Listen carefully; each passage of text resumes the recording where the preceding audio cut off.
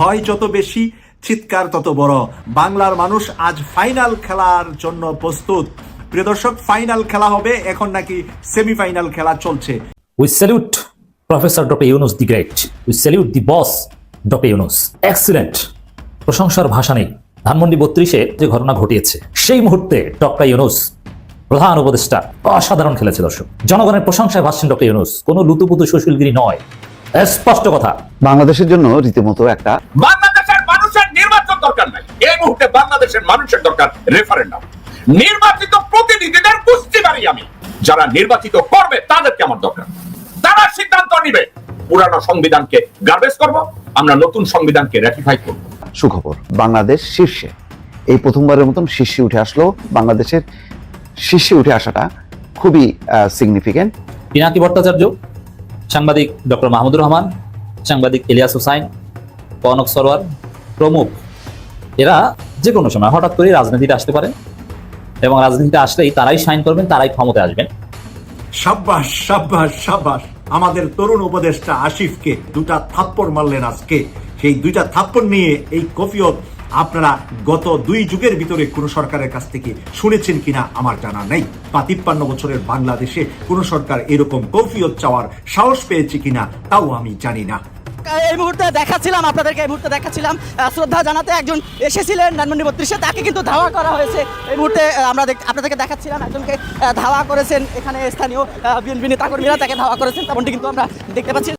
এই মুহূর্তে দেখাচ্ছিলাম আপনাদেরকে, এই মুহূর্তে দেখাচ্ছিলাম শ্রদ্ধা জানাতে একজন এসেছিলেন ধানমন্ডি 32-এ, তাকে কিন্তু ধাওয়া করা হয়েছে। এই মুহূর্তে আমরা আপনাদেরকে দেখাচ্ছিলাম একজনকে ধাওয়া করেছেন এখানে স্থানীয় বিএনপি নেতাকর্মীরা, তাকে ধাওয়া করেছেন, তেমনটি কিন্তু আমরা দেখতে পাচ্ছি। কিছুক্ষণ আগে তিনি শ্রদ্ধা জানাতে এসেছিলেন এবং এখানে তাকে কিন্তু ধাওয়া করেছেন বিএনপি সহ অন্যান্য নেতাকর্মীরা, তাকে ধাওয়া করেছেন, তেমনটি কিন্তু আপনাদেরকে দেখাচ্ছিলাম। কিন্তু পালিয়ে গেছেন। একটু বলবেন কি হয়েছিল? একটু শালা ফোন দিতে আইছিল, এই জন্য দাওয়াইছি। চলে গেছে না? কয়জন ছিল? দুজন। এর আগেও আজকে সকাল থেকে কি দেখছেন আপনি এখানে? খালি লোকজন আইতেছে। আইন শৃঙ্খলা রক্ষাকারী বাহিনী। কষ্ট।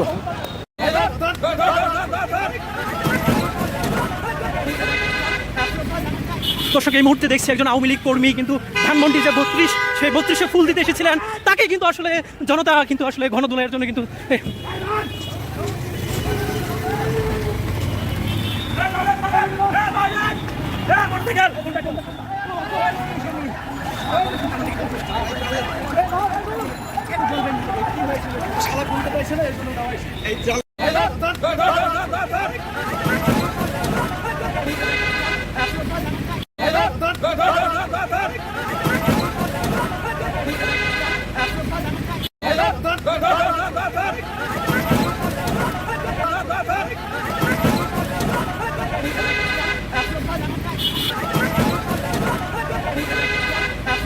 বিএনপি সাউয়ার মতো লোকজনরা যদি আপনাকে সমালোচনা করে, ওবায়দুল কাদেরের মতো বালছল যদি আপনাকে সমালোচনা করে, আমির খসরু মাহমুদের মতো চাকর বাকররা যদি আপনাকে সমালোচনা করে, ডক্টর ইউনুস, আমি তো আপনার ছেলের মতো পুত্রতুল্য, আপনাকে বাবার মতো দেখি, আপনাকে যথেষ্ট যোগ্য মনে করি, আপনাকে যথেষ্ট দূরদৃষ্টি সম্পন্ন মনে করি, বিদায় আমেরিকার পররাষ্ট্র দপ্তরে গিয়ে আপনার কথা বলেছি।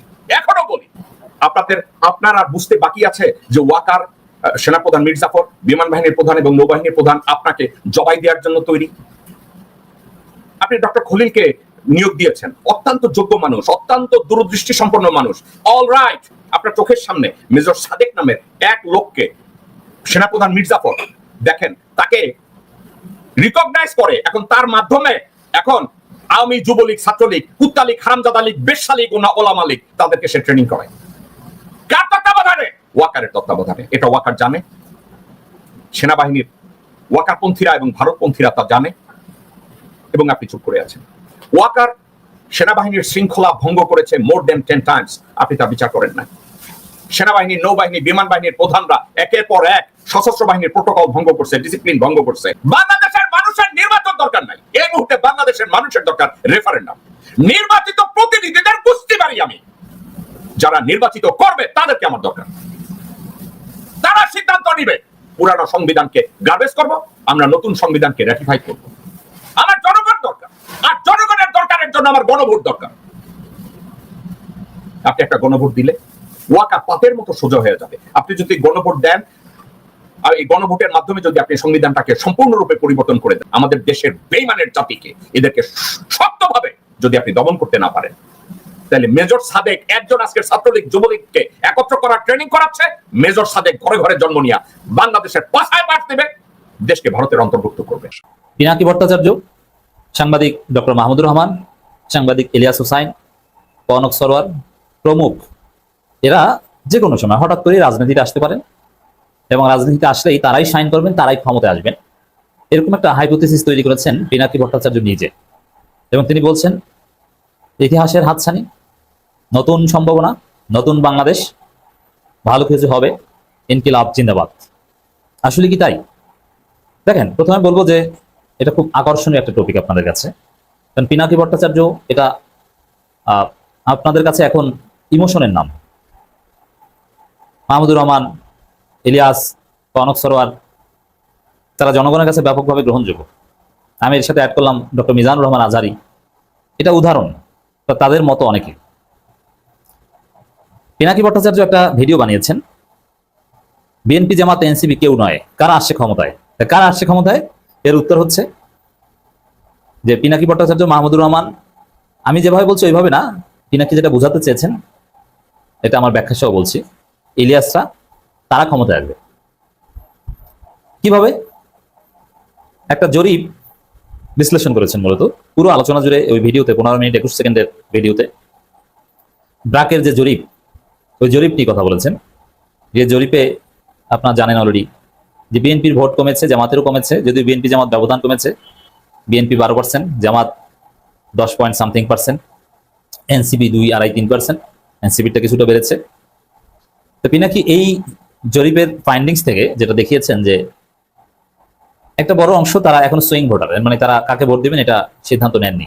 হ্যাঁ, কেউ কেউ কাকে ভোট দিবেন এটা বলেনই নেই, বলতেই রাজি না। তো পিনাকি এখান থেকে বের করেছেন যে 62% বা মোর অর লেস 62% মানুষ যারা বিএনপি জামাত আওয়ামী লীগ এনসিপি কোন দলকেই সমর্থন করে না। 62% মানুষ, এবার ওই 62%ই ঠিক করবে কারা ক্ষমতা আসবে, কারা আসবে না। অতএব ওই 62%কে ধরতে নতুন কোন শক্তি রাজনীতিতে আসবে, এবং তারা কারা হতে পারে?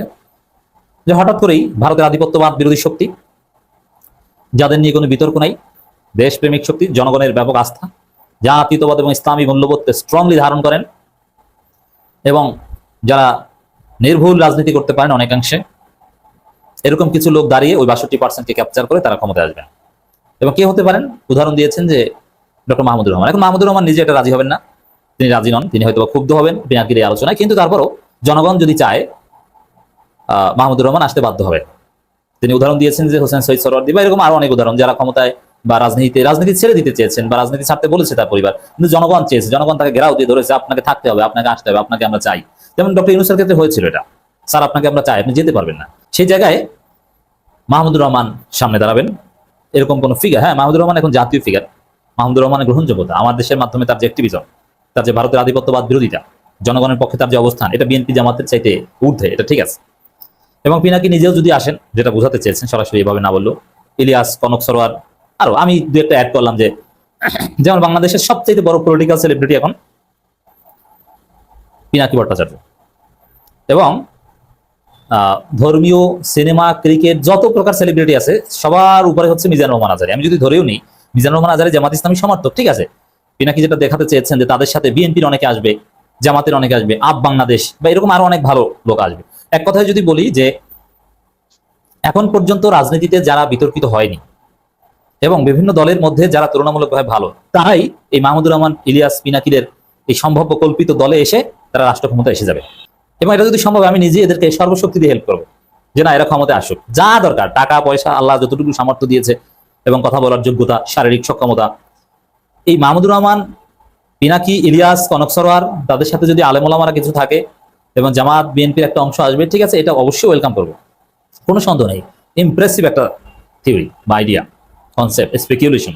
দর্শক, আমি আশা করছি আপনারা সকলে অত্যন্ত মনোযোগ সহকারে সবগুলো ভিডিও দেখেছেন। এমনকি দর্শক, যদি এই ভিডিওগুলো সম্পর্কে আপনাদের কোনো মতামত থেকে থাকে তাহলে তো অবশ্যই জানাবেন। দর্শক, নিউজটি শেষ করছি এখানে, ফিরছি পরবর্তী নিউজে নতুন কোনো টপিকে।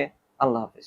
বাংলাদেশের জন্য রীতিমতো একটা সুখবর, সেটা হচ্ছে যে যুক্তরাষ্ট্রের বাজারে টি শার্ট রপ্তানিতে বাংলাদেশ শীর্ষে, এই প্রথমবারের মতন শীর্ষে উঠে আসলো।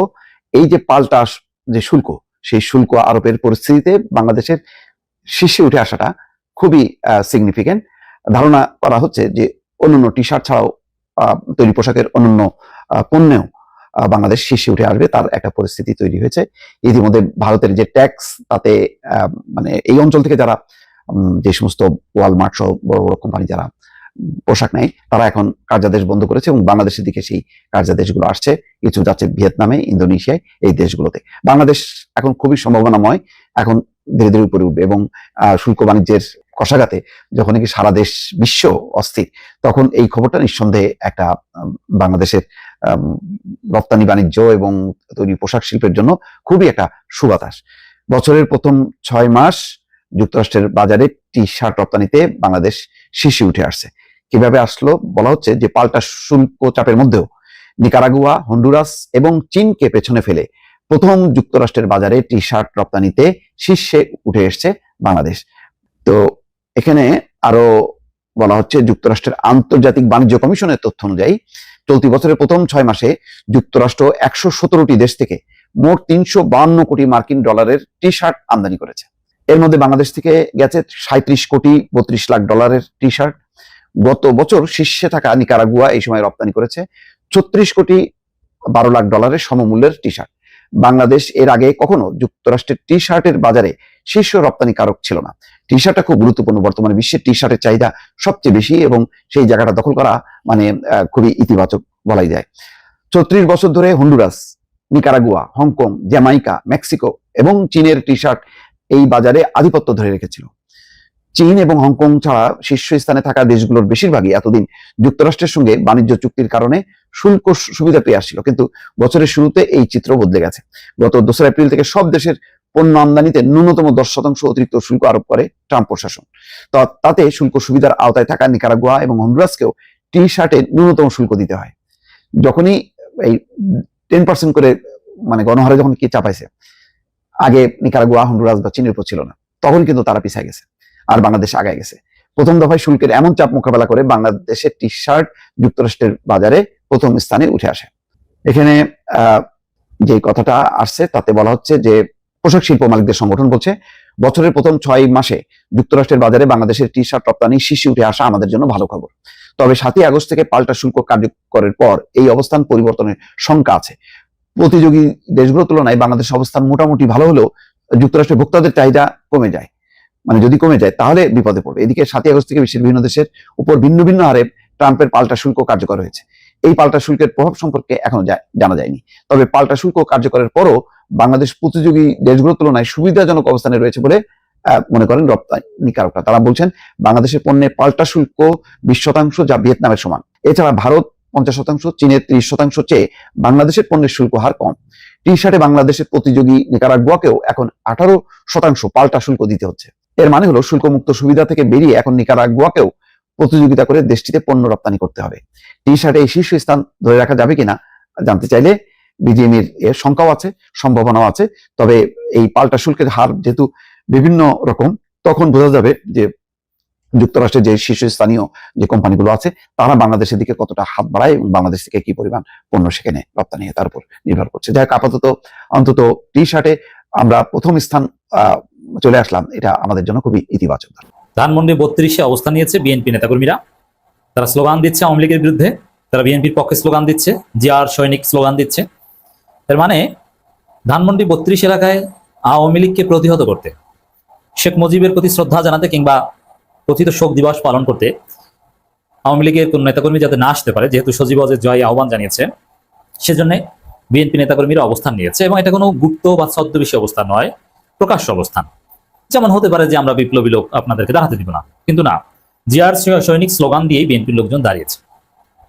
এই জিনিসটা বাংলাদেশের রাজনীতির অনেক হিসাব নিকাশ বদলে দেয়। কারণ আপনারা যারা আমাদের আলোচনা শুনেন, আমি বারবার কয়েকটা কথা বলি এবং ইটস ট্রু, আবারও বলবো। সজীব ওয়াজেদ জয় একটা ভিডিও বার্তা দিয়েছে যে ধানমন্ডি 32-এ সবাই আসবেন, শ্রদ্ধা নিবেদন করবেন। এবং আমি বলেছি বিষয়টা ব্যাখ্যা করে যে বিএনপির একাংশের সাথে সজীব ওয়াজেদ জয়ের একটা সমঝোতা হয়েছে। এবং রুমিন ফারহানার কথা আপনাদের মনে আছে, ফজু পাগলার কথা আপনারা নিঃসন্দেহে শোনেন। তাদের কথা যারা শুনেন তারা সবাই জানেন শেখ মুজিব 15ই আগস্ট এগুলোর প্রতি তারা সিম্পেথেটিক। ধানমন্ডি 32 ভাঙা ঠিক হয়নি, 15ই আগস্ট শোক দিবস পালন করতে দেওয়া উচিত, এগুলো যারা বাধা দেয় তারা মব সৃষ্টি করে, এইগুলোই তো বিএনপির একটা অংশের ন্যারেটিভ। মানে জায়গাটা ছিল এরকম। তারেক রহমান কিন্তু ইচ্ছা করে রুমিন ফারহানা, ফজু পাগলা কিংবা এই হাবিবদের সুযোগ দেন। কেন সুযোগ দেন?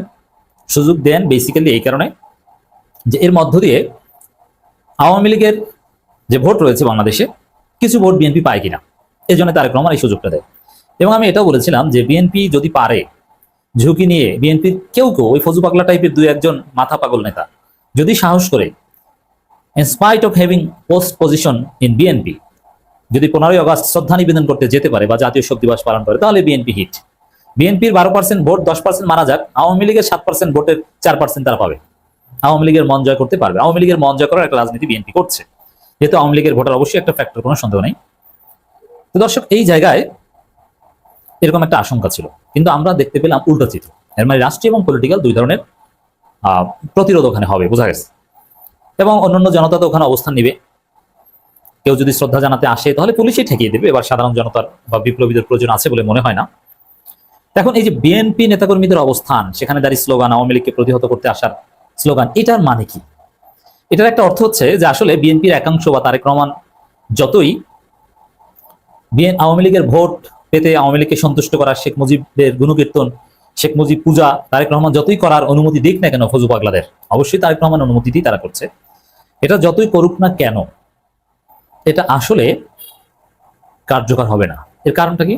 দেখেন, তেল পানি যেরকম মিশে না, কিছুক্ষণ মিশে আবার আলাদা হয়ে যায়, আওয়ামী লীগ বিএনপি সেরকম মিশবে না। দুই দলই চাঁদাবাজ, দুই দলই সন্ত্রাস, তারপরে মিশবে না। কেন মিশবে না?